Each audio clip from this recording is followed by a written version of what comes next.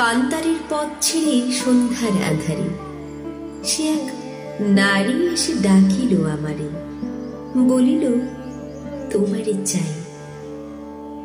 বেতের ফলের মতো নীলাভ ব্যথিত তোমার সেই চোখ, খুঁজেছি নক্ষত্রে আমি কুয়াশার পাখনায়, সন্ধ্যার নদীর জলে নামেছি আলো জোনাকির দেহ হতে।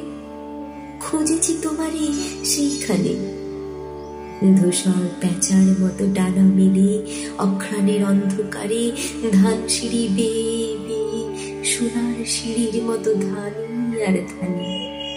তোমারই খুঁজেছি আমি নির্জন প্যাঁচার মতো প্রাণী। দেখিলাম দেহ তার বিমর্ষ পাখির রঙে ভরা, সন্ধ্যার আধারে ভিজে শিরিষের ডালে সেই পাখি দেয় ধরা। বাঁকা চাঁদ থাকে যার মাথার উপর, শিলের মতো বাঁকা নীল চাঁদ শুনে যার স্বর, কড়ির মতো সাদা মুখ তার, দুধানা হাত তার হীন, চোখে তার হিজল কাঠের রক্তিম।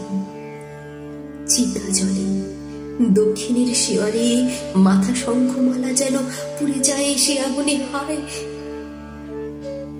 চোখে তার যেন শত শতাব্দীর নীল অন্ধকার, স্তন তার করুণ শঙ্খের মতো দুধে আর্দ্র কবিকার শঙ্খিনী মালার।